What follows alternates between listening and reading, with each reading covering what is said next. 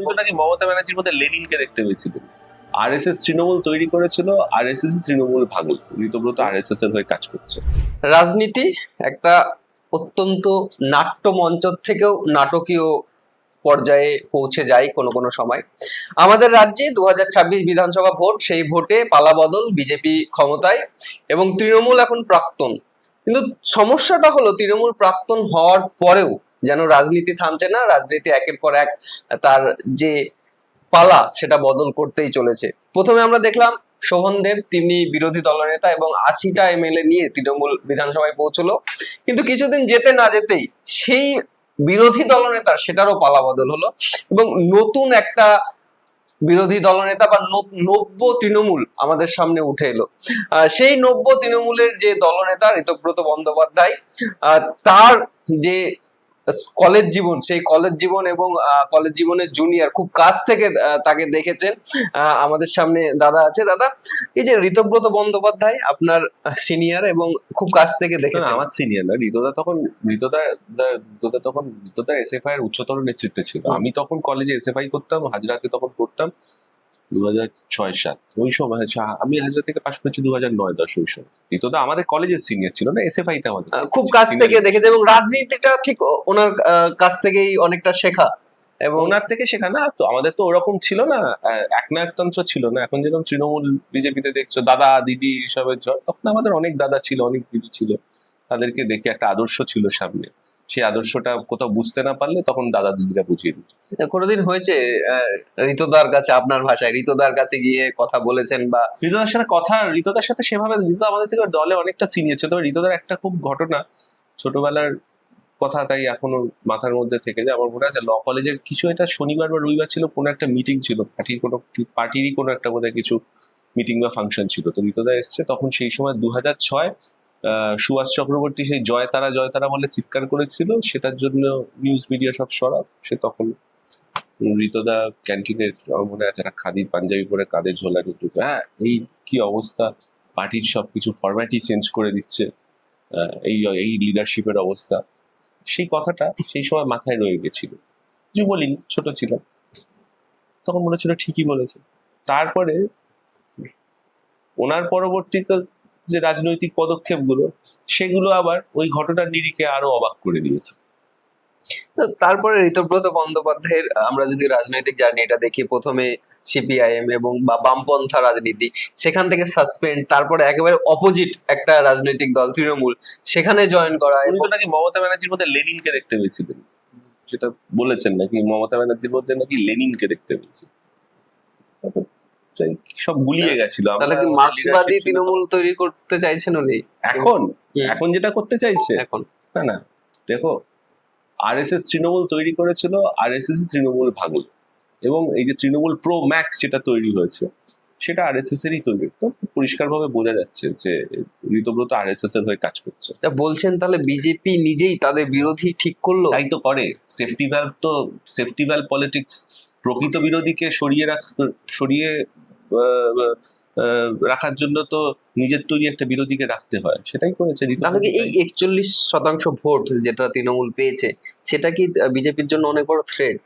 না, বিজেপির জন্য তৃণমূলের পাওয়া ভোটটা থ্রেট না। দেখো, তৃণমূলের কিছু, সেগুলো তারা তৃণমূলের যারা পেয়েছে, তারা ভোট তো অনেক রকম ভাবে হয়। একটা বিজেপি বিরোধীও ভোট তৃণমূলের কাছে গেছিল, যেভাবে তৃণমূলের দুর্নীতির বিরুদ্ধে বিজেপির কাছে ভোট গেছিল, আবার বিজেপি যে ভয় দেখিয়েছিল তার একটা সংখ্যক ভোটও তৃণমূলের কাছে গেছে, আবার তৃণমূল লয়ালিস্টও কিছু ছিল। কিন্তু এর মাঝখানে যেটা হচ্ছে যে এখন যে বামেরা যেভাবে আন্দোলনের মধ্যে দিয়ে, কর্মসূচির মধ্যে দিয়ে উঠে আসছে, সেইটাকে চাপতে হবে। সেইটা বিজেপির উদ্দেশ্য হচ্ছে সেইটাকে চেপে দিতে হবে। সেই উদ্দেশ্যটা নিয়েই তারা একটা নতুন তৃণমূল তৈরি করেছে, কারণ তারা বুঝতে পেরেছিল যে মমতা ব্যানার্জি আর অভিষেক ব্যানার্জির political face value is over. তারা থাকলে খুব একটা কিছু আর মানে বিরোধী হিসেবে সেই সেফটি ভ্যালভের কাজটা তারা করতে পারবে না। সেখানে সিপিএম কংগ্রেস ঢুকে বললে প্রকৃত বিরোধিতা শুরু হবে। প্রকৃত বিরোধিতা শুরু হলে, যে দলের প্রধানমন্ত্রী এখনো পর্যন্ত কোনো প্রেসকে ফেস করেনি, সেখানে প্রকৃত বিরোধিতা শুরু হলে তো তারা জানে না কোথায় যাবে, কি অবস্থা হবে। তার মানে বলছেন যে সিপিআইএম বারবার বিভিন্ন রাজনৈতিক দল যেটা বলে যে সিপিআইএম শূন্য, সিপিআইএম এক হয়েছে এবার।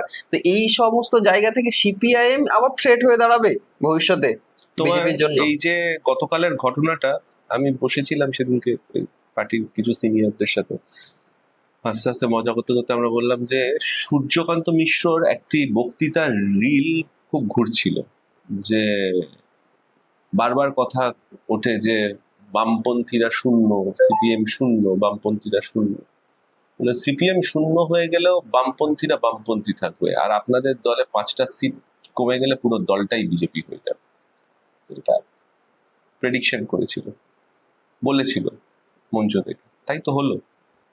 বলতে চাইছো যে বামপন্থা ভেতরে থাকবে, কিন্তু এই যে দেখো আইডিওলজি, যে কোনো একটা আইডিওলজি তো থাকতে হবে, আইডিওলজির সাথে আইডিওলজির লড়াই। যেমন তৃণমূল আর থাকবে না, কারণ তাদের কোনো আইডিওলজি ছিল না, আইডিওলজিক্যালি ব্যাংকরাপ্ট। কংগ্রেস থাকবে, কংগ্রেসের একটা সেন্ট্রিস্ট আইডিওলজি ছিল, কংগ্রেসের একটা পলিটিক্যাল হিস্ট্রি আছে, তারা ন্যাশনাল মুভমেন্টের মধ্যে দিয়ে লড়াই করে এসেছে, কংগ্রেসের একটা আইডিওলজি আছে। বিজেপির একটা আইডিওলজি আছে, খারাপ ভালো সেটা পরে, আমি তার বিরোধিতা করি, ঠিক আছে। বিজেপির একটা, তারা ফ্যাসিস্ট, এই যে ফ্যাসিস্টদেরও একটা আইডিওলজি, মানে ফ্যাসিস্টরাও নিজেদের, তাদের একটা পদ্ধতি আছে, তাদের ধরন আছে, তারা কিভাবে চলবে, তাদের একটা বিধান আছে। কিন্তু যাদের কোনো আইডিওলজি নেই তারা থাকবে না। ফ্যাসিস্ট আইডিওলজি, লড়াইটা তো আইডিওলজির লড়াই, লড়াইটা তো হচ্ছে বামপন্থা ভার্সেস দক্ষিণপন্থার লড়াই।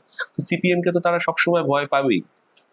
কিন্তু এই যে আইডিওলজির কথা বলছেন, কিন্তু বেশিরভাগ বা সমীক্ষায় বা বিভিন্ন সময় বিভিন্ন বামপন্থী নেতাদের মুখ থেকে শুনতে পাওয়া গেছে যে এই তৃণমূলের রাজত্বকালে বেশ কিছু বামপন্থী তারা কিন্তু ভোট বিজেপিতে গিয়ে দিয়েছে, এমনটাও হ্যাঁ, কিছু কিছু মানুষ, কিছু কিছু লোকে বোধহয় হয়তো বিশ্বাস করেছিল, কিছু কিছু জন। আমি ব্যক্তিগতভাবে করি, আমি ব্যক্তিগতভাবে একেবারেই শুরু থেকেই বিজেপি বিরোধী। তো আমি কখনো করিনি। অনেকে ভেবেছিল ঠিক আছে, আগে রাম আসুক, তারপরে বাম, মানে রাম এলেই তারপরে বাম আসবে, এই ধরনের কিছু থিওরি তাদের মাথায় কাজ করেছে। তবে আমি সেটাতে বিশ্বাস করি না।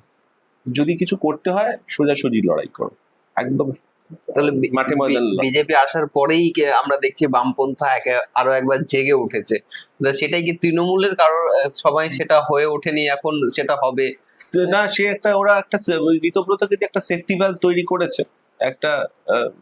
তো বাম রাজনীতি থেকে কিছু শিখেছিল ঋতব্রত, সেখান থেকে শিখে এসে বহুদিনের ওনার একটা অভিজ্ঞতা আছে, রাজনৈতিক অভিজ্ঞতা, সেটা দিয়ে একটা একটা বিরোধী ভয়েস তৈরি করে রেখেছে আরএসএস কে দিয়ে।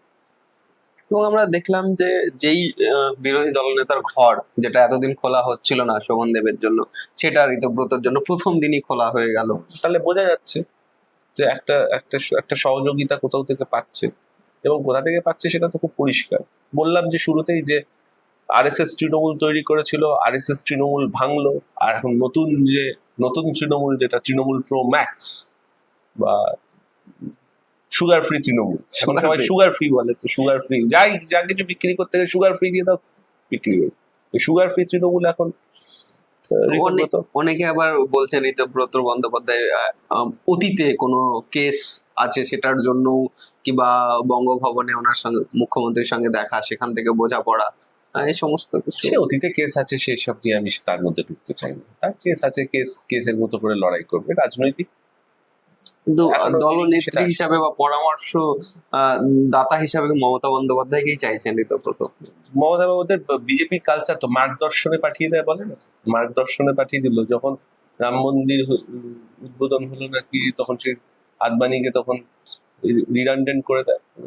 ওরা তো এইভাবেই করে। পুরোটাই তাহলে তৃণমূলটা পুরোটাই বিজেপির বি টিম, একদম। এই যে এখন যে তৃণমূল, এখন যেটা হয়েছে, সেই তৃণমূলও ক্ষমতায় এসেছিল বিজেপির সাহায্যে, বিজেপির সাহায্য ছাড়া। কারণ বিজেপি ছাড়া মমতা ব্যানার্জি বামফ্রন্টকে এখান থেকে সরাতে পারতো না। সিঙ্গুর আন্দোলনের সময় আমরা দেখেছি তো পাশে কে ছিল, রাজনাথ ছিল।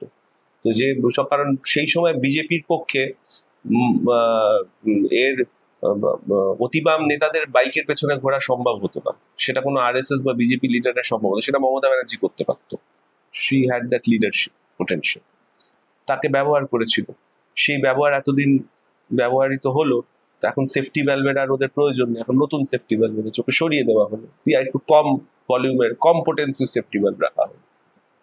এই ব্যাপার। অপরদিকে বামপন্থী বা তোমরা অনেক বেশি হকার উচ্ছেদ নিয়ে সরব হচ্ছে, যে গরিব মানুষের পেটে লাথি বা এমন কিছু। তো একসময় দেখা গেছে সবচাইতে বড় যদি হকার উচ্ছেদ কোনো সময় হয়, সেটা সিপিএম আমলে অপারেশন সানশাইন। যদিও প্রথম অবস্থায় পুনর্বাসনের কোনো ব্যবস্থা করা হয়নি, পরে গণ আন্দোলন গড়ে ওঠে, তারপর তাদেরকে পুনর্বাসন করা হয়। তো প্রশ্নটা হচ্ছে, এই যে হকার যারা যত্রতত্র বসছে এবং একটা সাধারণ মানুষ যারা তাদের কাছ থেকে কম টাকায় যেমন জিনিস পাচ্ছে, কিন্তু অনেক বেশি অসুবিধার সম্মুখীন হচ্ছে, তো তাদেরকে যদি সেখান থেকে সরানো হয় তাহলে সমস্যা কোথায়? তুমি সমীক্ষা নিয়ে দেখেছো কার অসুবিধা হচ্ছে কার অসুবিধা হচ্ছে না? তুমি জানো আজকে হকাররা সব উঠে গেলে, তুমি ধরো ট্রেন থেকে নামলে, 5 টাকার চা খেতে ইচ্ছে করে না, 2 টাকার বিস্কুট কিনে খেতে ইচ্ছে করে না, ঢুকবে ওয়াও মোমোতে 150-200 টাকার জিনিস কিনে খেতে? সবাই পারে সেটা করতে? হয় না তো। আমাদের অর্থসামাজিক মানচিত্রটা তো মাথায় রাখতে হবে।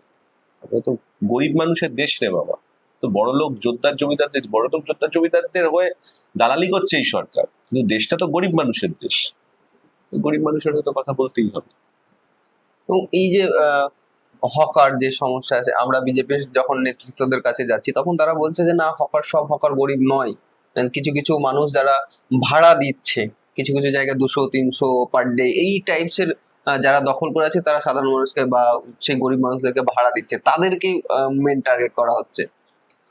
অনেকে গরিব নয়, তাদের থেকে এবার 12 পাতার ফর্ম নিয়ে চাক। এবার যেভাবে 12 পাতার ফর্ম নিয়ে যাচ্ছে, কে বলে দিল গরিব নয়? একটা গরিব না হলে বা তার যদি সেরকম অবস্থা না হয়, সে গরমের মধ্যে স্টেশনে রাস্তায় বসে বসে হকারি করবে?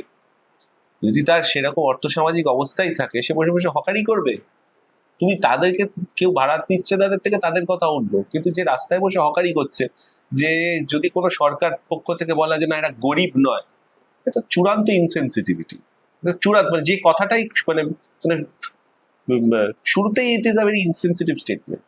কি করে বলে গরিব? মানে একটা রাস্তায় বসে যে কাজ করছে, বাদাম বিক্রি করছে, ছোলা বিক্রি করছে, বই যা বিক্রি করছে, সে গরিব নয়? এই কথাটা রাষ্ট্র থেকে আসছে যে না সে গরিব নয়, এই কথাটাই তো স্বৈরাচারী। অপরদিকে রেলওয়ে স্টেশন পুরোটাই সেন্ট্রাল গভর্নমেন্ট, সেই জায়গা থেকে রাজ্যতে 1 মাসও হয়নি নতুন সরকার এসেছে। তো এই রেল চত্বরে হকার ওঠা নিয়ে কিন্তু বেশ কিছু আক্রমণ যাচ্ছে রাজ্য সরকারের বিরুদ্ধে। এইটা কেন হচ্ছে? মানে বর্তমান রাজ্য সরকার। হ্যাঁ, তারা তো সাপোর্ট করেছে এটা। তারা সাপোর্ট করেছে এটা। দেখো, তুমি মোটামুটি বড় লোক হলে দারোয়ান রাখবে, আরেকটু বড় লোক হলে ম্যানেজার রাখবে, তারপরে ওয়েলথ অ্যাডভাইজার রাখবে। ওরা আমাদের এখানকার আম্বানি, আদানি, এরা সব প্রাইম মিনিস্টার রেখেছে, প্রধানমন্ত্রী কিনে রেখে দিয়েছে।